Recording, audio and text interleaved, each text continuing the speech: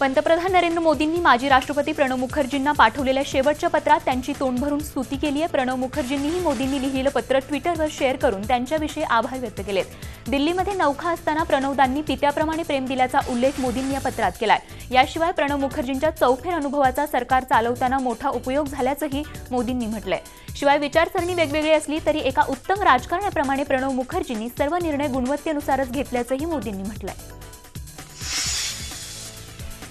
देशातले 100 पूल धोकादायक असल्याचं रस्ते वाहतूक मंत्री नितीन गडकरींनी लोकसभेत सांगितलंय। 100 पूल कोसळण्याच्या मार्गावर आहेत, त्यांची ताबडतोब दुरुस्ती करण्याची गरज असल्याचं गडकरी म्हणाले। केंद्रीय रस्ते वाहतूक मंत्रालयानं नुकतंच देशातल्या 1,60,000 पुलांचं ऑडिट केलंय, त्यामध्ये 100 पूल धोकादायक असल्याचं समोर आलंय। लोकसभेत प्रश्नोत्तराच्या तासाला गडकरींनी ही माहिती दिली आहे। यावेळी सावित्रीवरच्या दुर्घटनेचाही त्यांनी उल्लेख केला। भूसंपादन, अतिक्रमण आणि पर्यावरणासंदर्भातल्या मुद्द्यांमुळे 4.25 लाख कोटींची पूल बांधणी रखडल्याचंही गडकरींनी सांगितलं। 2 दिवसांपूर्वी जम्मू काश्मीरमध्ये मारला गेलेल्या लष्कर-ए तोयबाचा अतिरेकी अबू दुजान याला एन्काउंटरच्या काही क्षण आधी आत्मसमर्पण करण्याचं आवाहन लष्करी अधिकाऱ्यांनी केलं होतं, मात्र त्यानं या आवाहनाला अजिबात प्रतिसाद दिला नाही। अबू दुजान आणि एका लष्करी अधिकाऱ्यामध्ये फोनवर झालेल्या संभाषणाची ऑडिओ क्लिप समोर आली असून त्यातून दुजाननं समर्पणास नकार दिल्याचं स्पष्ट झालंय। या अधिकाऱ्यानं दुजानला समजावण्याचा वारंवार प्रयत्न केला। आपलं लग्न झालेलं नाही, मी जेव्हा आई-वडिलांना सोडून आलो तेव्हाच ते माझ्यासाठी मेलेत, अशा प्रकारची विधानं दुजाननं या संभाषणात केली आहेत।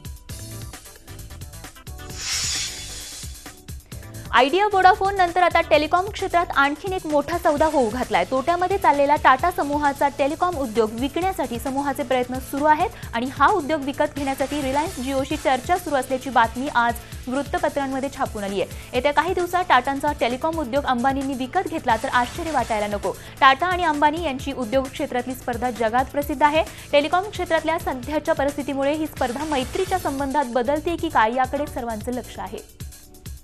गृहनिर्माण मंत्री प्रकाश मेहतांच्या राजीनाम्याच्या मागणीवरून आज विधिमंडळात विरोधक आक्रमक झालेले दिसतायत। दोन्ही सभागृहांचं कामकाज याच मुद्द्यावरून तहकूब करण्यात आलंय। विधान परिषद तासाभरासाठी तर विधानसभा 15 मिनिटांसाठी तहकूब करण्यात आली आहे। सरकार मात्र या बाबतीत कोणती कारवाई करत नाही। चर्चा पुढे ढकला असं म्हटलं, बैठक स्थगित करायला म्हटलेलं नाही। कुठला बैठक स्थगित करा नाही। या विशेष बैठकीमध्ये जो प्रस्ताव आहे, ज्या प्रस्तावाला जे उत्तर देणार सभागृह नेत्यांना परवानगी देतो आपण। 1 मिनिट शांत राहा। सभापतीमध्ये रोज एक प्रकरण यायला लागलेत आणि सरकार मात्र या बाबतीत कोणती कारवाई करत नाही। साधी चौकशी करण्याच्या संदर्भात देखील चौकशी या बाबतीत सरकार खात्री देत नाही। भ्रष्टाचारी मंत्र्यांना पाठीमागे घालण्याचं काम जर राज्याचे प्रमुख करत असतील तर त्यामुळे अध्यक्षांमध्ये प्रकरण गंभीर आहे।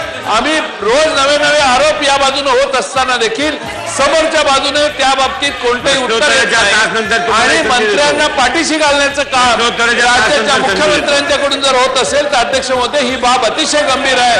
भ्रष्टाचार विरहित सरकार करण्याची भूमिका घेऊन या सभागृहात आलेल्या सरकारने अशा पद्धतीने भ्रष्टाचाराला मागे घालणं योग्य आहे आणि म्हणून अध्यक्ष महोदय कोणत्याही परिस्थितीत या सभागृहात या ठिकाणी मांडला जाणारं जे नवं प्रकरण आहे ते आपण ऐकून घ्यावं।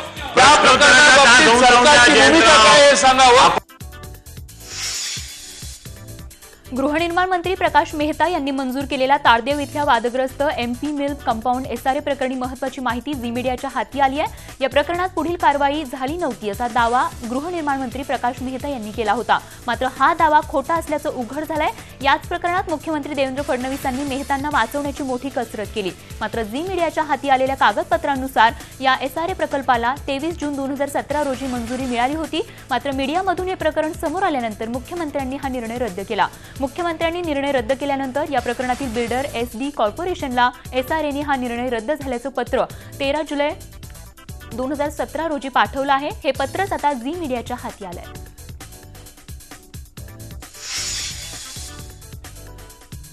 राज्यात रेरा कायद्याची अंमलबजावणी झाल्यानंतर आता बँकांनीही या कायद्यासाठी अधिक कडक होण्याचा निर्णय घेतला। यापुढे रेरा अंतर्गत नोंदणी झालेल्या गृहप्रकल्पांनाच कर्ज देण्यात येईल। बँकांनी घेतलेल्या या निर्णयामुळे आता ग्राहकांना मोठा दिलासा मिळाला आहे। राज्यातल्या महारेरा कायद्यामुळे बांधकाम क्षेत्रातल्या गैरप्रकारांना आळा बसून ग्राहकांची फसवणूक होणं टळणार आहे। आता बँकांनीही महारेरा अंतर्गत नोंदणी बंधनकारक केल्यामुळे ग्राहकांना अधिक सोयीचं होणार आहे।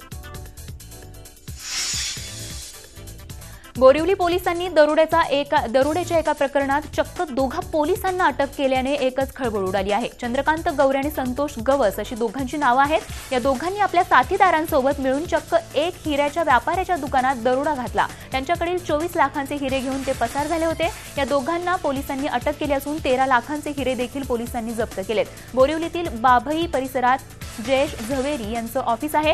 हिऱ्याचे व्यापारी असलेले जयेश भाई आपल्या ऑफिसमधून देखील अनेकदा हिऱ्यांच्या डील करतात. बुधवारी आपल्या ऑफिसमध्ये सुरत इथल्या व्यापाऱ्याशी डील सुरू असतानाच अचानक काही लोक जयेश झवेरी यांच्या ऑफिसात घुसले. त्यातील एक इसम तर चक्क पोलीस गणवेशात होता, तर दुसऱ्याने त्याची ओळखही पोलीस अशीच केली.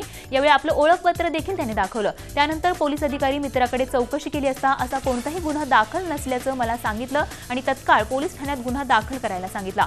सीसीटीव्ही फुटेज बघता क्षणी पोलीस समजून चुकले की हे काही तोतया पोलीस नाहीयेत. तत्काळ तपासाची चक्र फिरली आणि दोघा पोलिसांसह अन्य दोघांना पोलिसांनी अटक केली. यावेळी एलएच्या चंद्रकांत गवारे आणि संतोष गवस यांच्यासह बोरिवली पोलिसांनी प्रणय शहा आणि एका आरोपीला अटक केली आहे. जळगाव जिल्ह्याचे अप्पर पोलीस अधीक्षक प्रशांत बच्छाव यांच्या नाशिक जिल्ह्यातील मालेगाव इथल्या घरावर दरोडा पडलाय. मालेगाव तालुक्यातील कवळाने इथे चोरट्यांनी घरफोडी केली असल्यामुळे नागरिकांमध्ये भीतीचं वातावरण निर्माण झालंय. मागील 2 दिवसात किमान 5 घरांमध्ये घरफोडी झाली असल्यामुळे तालुक्यातील पोलिसांची चांगली झोप उडाली आहे. पोलिसांनी गुन्ह्याची नोंद केली असून दरोडेखोरांचा तपास सुरू आहे.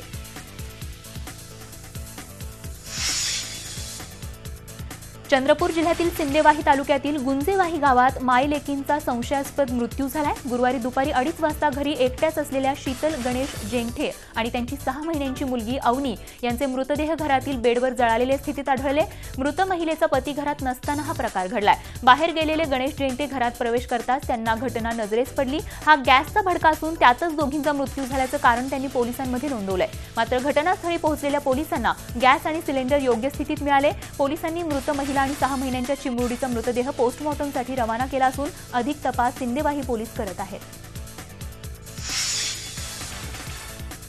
भांडूपच्या नरदास नगरमध्ये रवींद्र कदम या व्यक्तीनं सावकारी जाचाला कंटाळून आत्महत्या केल्याची घटना घडली आहे. रवींद्र कदम यांनी सुसाईड नोटमध्ये आरोपींची नावंही लिहिली आहेत. धर्मा पाटील, दीपक दुर्गा, राजपूत, रोशन सिंग हे वारंवार पैशांसाठी धमकावत असल्याचं आणि त्यांनी त्यांच्या घराचं कागदपत्र घेतल्याचं कदम यांनी या चिठ्ठीत लिहिलंय.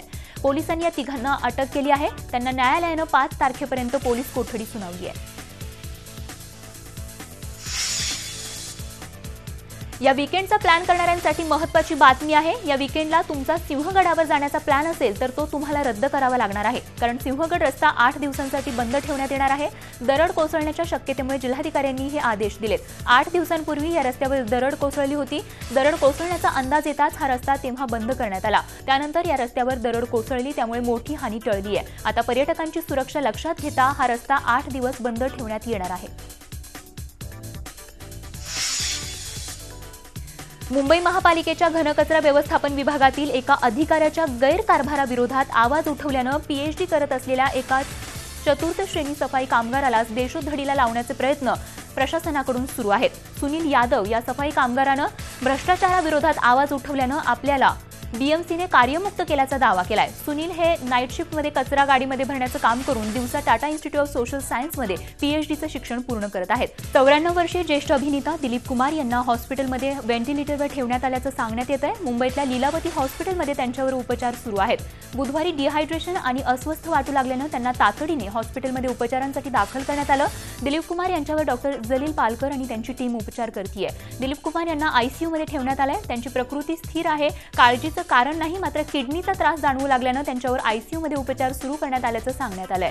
6 दशकं भारतीय सिनेसृष्टीवर अधिराज्य गाजवणारा हा सुपरस्टार लवकरात लवकर बरा व्हावा अशीच त्यांचे असंख्य चाहते प्रार्थना करतायत.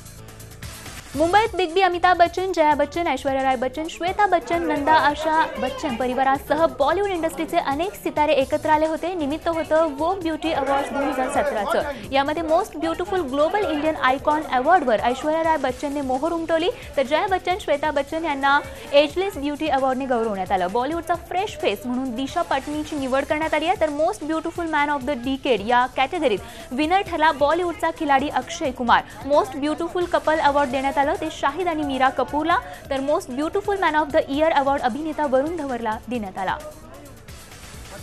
I just like to thank Mo.